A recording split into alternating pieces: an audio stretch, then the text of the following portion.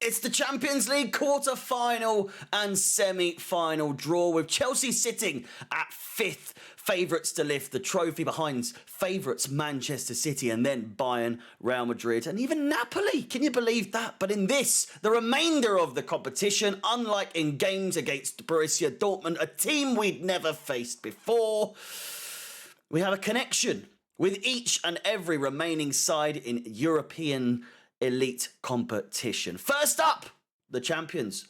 To be, maybe, who knows? They aren't the champions, but the champions elect, maybe, in this year's competition. The favourites is what I'm trying to say. Manchester City, it goes without saying, really, but a replay of the 2021 Champions League final would surely see Manchester City as favourites to come out on top. However, even in a season with Haaland scoring near on double hat-tricks and winning by margins of 7 goals in the knockout stages, I feel like we'd fare much better against this side sooner rather than later in the final on this occasion. I feel like we would do better, as I said, sooner in the competition than on a one-off game, which is quite, people often think that finals, you stand more of a chance because it's a one-off game. We did exactly that against this side.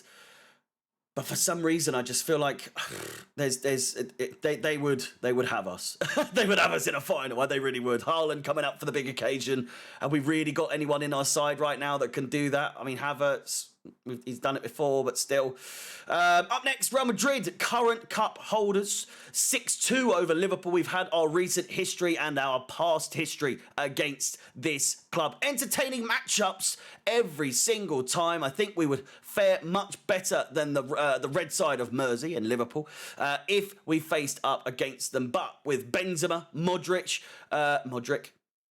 etc., all aging like fine wine, and Rudiger at the back coming to face us for the first time since his departure, I can't exactly see a scenario where it works out for us, as they look as deadly as ever, and we're only just finding our feet. Bayern Munich, of course, the fairy tale night in Munich back in 2012 was the last time we came out in victorious against this side, with losses in the Super Cup in 2013 and then heavy back-to-back defeats of a 7-1 aggregate back in 2020. They're relentless.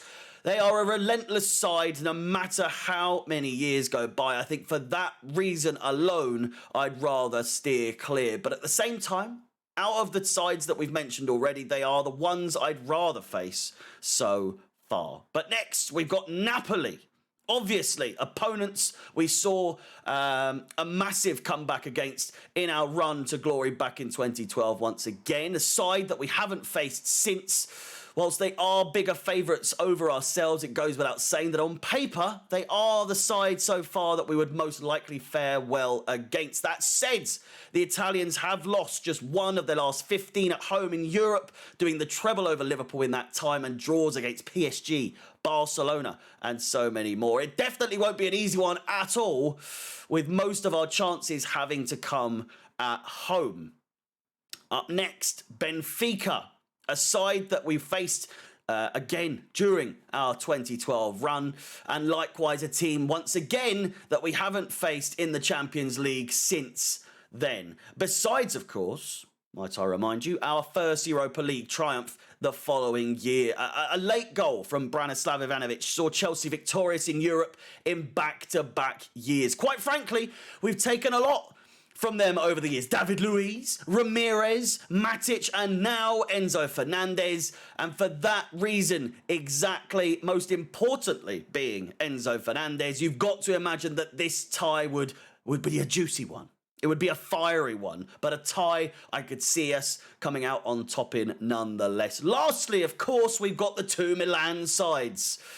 Inter Milan, a side we haven't faced since 2010, in which Jose Mourinho would knock us out. And likewise, AC Milan, a side whom we've faced in this year's group stages and comfortably dispatched in a 5-0 aggregate win over home and away fixtures. Both contain former Chelsea players, current Chelsea players in the forms of Fikayo Tomori, Olivier Giroud, and of course Romelu Lukaku. Whoever we end up facing, It's going to be a tough one no matter what. It's a competition in which before the last 16, it was anyone's game. It was seen as anyone's game. No one really looked that dangerous. No one really looked like the runaway option.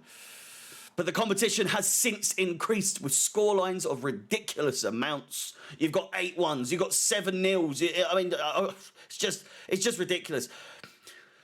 And a team like us that just failed to score too many goals, it's going to be tricky if we get anyone, the likes of Real Madrid, Bayern Munich, Manchester City, or even Napoli, for that matter. With that said, however, let me know your picks for the quarterfinal and semi-final draw in the comments. I will, of course, as I say, of course, but I will be hosting the live watch-along for this draw tomorrow or on the 17th at 11 a.m. UK time on Chelsea Fan TV, so be sure to check that out.